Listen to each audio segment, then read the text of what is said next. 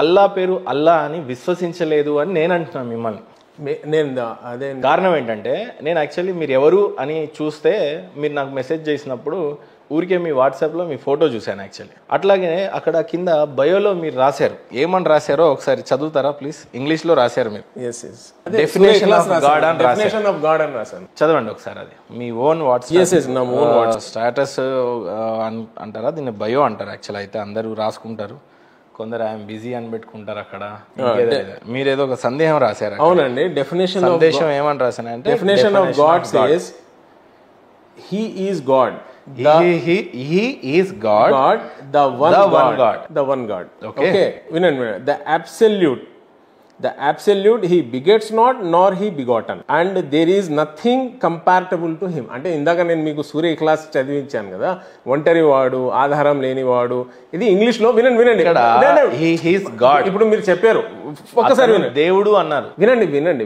అల్లాహ్ అని మీరే మెన్షన్ చేయలేదు. కారణం ఏంటి అంటున్నాను. ఎందుకంటే ఇది ప్రతిసారి ఏమవుతుందంటే, ఎక్కడ రిఫరెన్స్ ఇది, మీరు ఎందుకు రాశారు? అది ఇంగ్లీష్ లో నేను రాసింది. నేను ఏం చేశానంటే యాక్చువల్ గా వాట్సాప్ లో నేను మా ఖురాన్ లో ఉన్నట్టు రాస్తే ఒక లైన్ కూడా రావడం లేదు. దీన్ని నేను మెసేజ్ అయితే వెళ్ళాలా అనే ఒక పాయింట్ ఆఫ్ వ్యూతో, ముస్లిమ్స్ అల్లానే నమ్ముతారు, అది మీరు పుట్టిన పిల్లోని అడిగినా చెప్తాడు, అంటే అంత వాస్తవం. వినండి. సో నేను ఇక్కడ ఏం చేశానంటే, ALLAH అంటే ఒక 5-6 లెటర్స్ వెళ్ళిపోతాయి కాబట్టి గాడ్ అని చెప్పేసి ఒక 3లో చేసేసి మొత్తం మెసేజ్ దాంట్లో ఇచ్చేసా. దీంట్లో మొత్తం సూరా వచ్చేసింది. దీన్ని అప్రిషియేట్ చేసే వాళ్ళు కూడా చాలా మంది ఉన్నారు. మీ అమాయకత్వాన్ని సూచిస్తుంది తప్పితే గానీ మీ తెలివి తక్కువ తనం అనే విధంగా మీరే అనిపించుకుంటున్నారు. మీలో చాలా తెలివి ఉంది ఇంటలెక్చువల్ గా, కానీ మీరేమంటున్నారు, దేవుడు స్వయం, నేను ఇందాక చెప్పాను కదా అల్లా అని. ఇప్పుడు ఇందాక నేను చెప్పాను కదా, దేవుడికి 5 లీటర్లు మీరు ఇక్కడ ఇయ్యలేకపోయారా అనేది. అక్కడ వాట్సాప్ ఇయ్యలేడం లేదండి, నేను ఇచ్చేది కాదు. మహాన్భావ 5 లైన్లు ప్రాబ్లం ఏమంటే, మీ ప్రాబ్లం వినండి, మీరు 5 లైన్లు రాశారు, నేను అక్కడ 200 వర్డ్స్ రాశారు. నేను మొత్తం సూరా కంప్లీట్ చేశాను అక్కడ ఇంగ్లీష్ లో. Space WhatsApp mode only they will give 100 letters. దాంట్లో నేను మొత్తం సూరా రాయాలి కాబట్టి నా కన్వీనియన్స్ గా నేను అక్కడ రాశాను.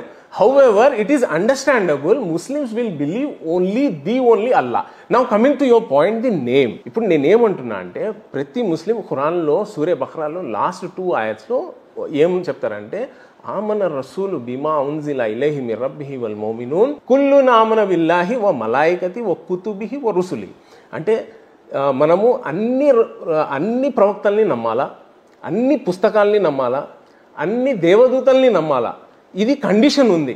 సో ఇప్పుడు అల్లా అనే పేరు ఎప్పుడైతే హీబ్రూలో, అంటే ఇప్పుడు మోజస్కి చెప్పేటప్పుడు అల్లానే చెప్పారేమో, ఎందుకంటే ఒరిజినల్ హీబ్రూ అయితే మా దగ్గర లేదు కదా. ఇప్పుడు అది రాళ్లలో రాసిచ్చింది మోజస్కి, మూసా అలైహిస్సలాంకి, అది అయితే మన దగ్గర లేదు. దాంట్లో లేనిది వేరేది అని ఎందుకు అనుకుంటారు? అల్లానే కూడా ఉండొచ్చు. When you toss A coin వినండి, లెట్ మీ కంప్లీట్. వారి భాషల్లో వాళ్ళకు బోధించాను కానీ కొత్తది బోధించలేదు అని ఉంటది ఖురాన్ లో. ఇప్పుడు నా పేరు షఫీ అనుకోండి, షిఫా అంటే నా మీనింగ్ ఏమొస్తుంది వచ్చేసి, అంటే స్వస్థత ఇచ్చేవాడు, అంటే హీలర్. ఓకే, నయం చేసేవాడు. ఇప్పుడు నేను నా ఇంజనీరింగ్ సర్టిఫికేట్లో నయం చేసేవాడు అని రాసుకున్నాను అనుకో, అంటే మా భాషలో రాసుకోవాలంటే వినండి సార్, ఇప్పుడు అనేకమైన పేర్లు పిలుపులు ఉన్నాయి సార్ వినండి సార్, మీరు first let me complete. So ఇక్కడ యూనిఫార్మిటీ కోసము ఇండియన్ గవర్నమెంట్ ఏం చేశారంటే, తమిళనాడు వాళ్ళు ఉంటారు, చెన్నై కేరళ వాళ్ళు ఉంటారు, ఆంధ్ర ఉంటారు, కన్నడ ఉంటారు, యూనిఫార్మిటీ కోసం ఇంగ్లీష్లో రాసుకుందామని. దేవుడు ఏం చేశాడంటే, గ్లోబలైజేషన్ వరకు వీళ్ళు వెళ్తున్నారు. ఇప్పుడు ఒక గ్లోబల్ పుస్తకం ఇచ్చి, ఒక గ్లోబల్ ప్రవక్తను పంపించి, దాంట్లో అల్లా అని గ్లోబల్ గా చెప్పండి అని ఇప్పుడు చెప్పేశాడు. అది ఎట్లా చెప్పాడు? అతివుల్లా అతివు రసూల్ని కూడా నమ్మండి. రసూల్ ఏం చెప్పారు? అల్లా అని చెప్పారు, ఇంకా మేము అల్లా అని చెప్తాం. ఇప్పుడు మీరు ఇందాక ఒక సూరా ఒక ఆయతలో నేనే అల్లాను అని బోధించడం జరిగింది అని చెప్పేసి అని అన్నారు. 20వ సూరా 20వ సూరా 14వ ఆయత్ 14 ఎవరితో చెప్తున్నారు రిఫరెన్స్? నేను మళ్ళా అదే అంటున్నా.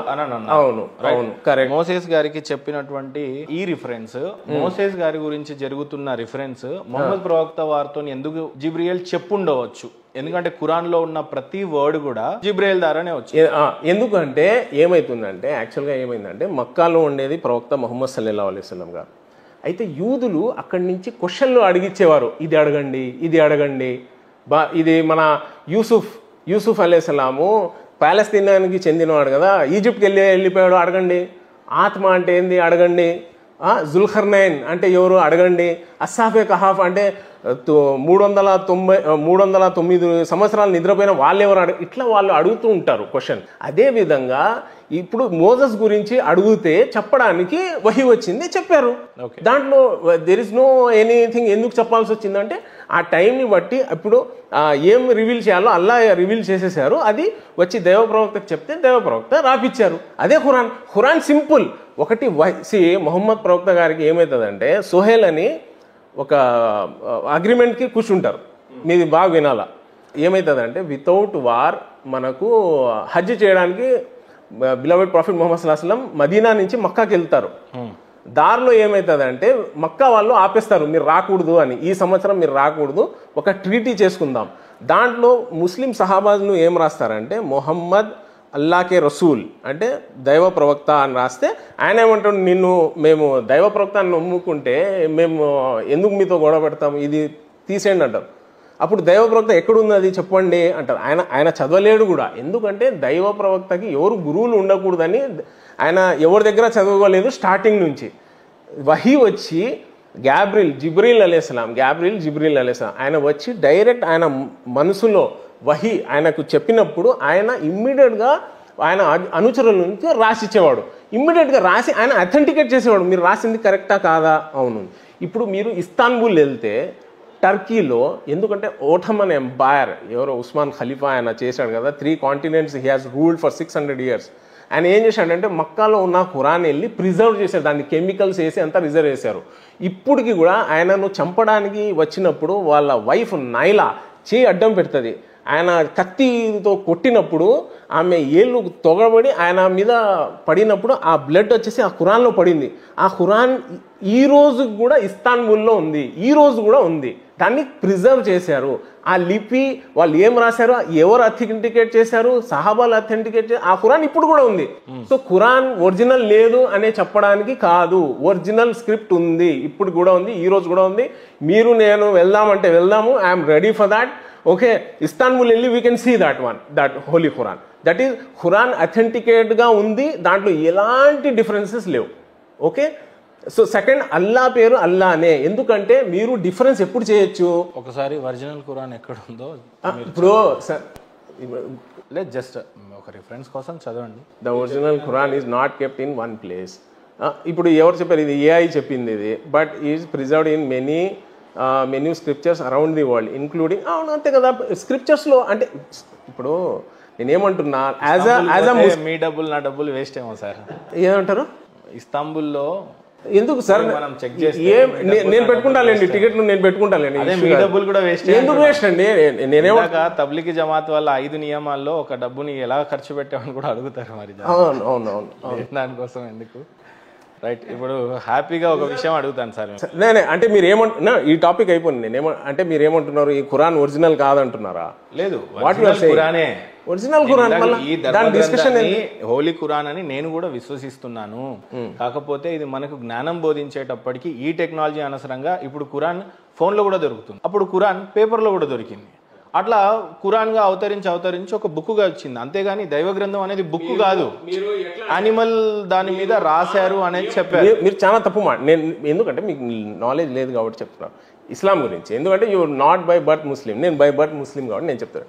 ఒక వార్లో ఏమవుతుందంటే 70 హుఫాజ్ చనిపోతారు, ఇమ్మీడియట్గా చనిపోతారు. అంటే వార్లో హుఫాజ్ అంటే ఖురాన్ మొత్తం జ్ఞానం చేసుకున్నట్టు. ఇప్పుడు ఖురాన్ కంఠస్థం చేసిన వాళ్ళు అంతా మెమరైజ్ చేసిన హాఫీజే ఖురాన్ అంటారు కదా, ఈ రోజుల్లో కూడా ఉన్నారు.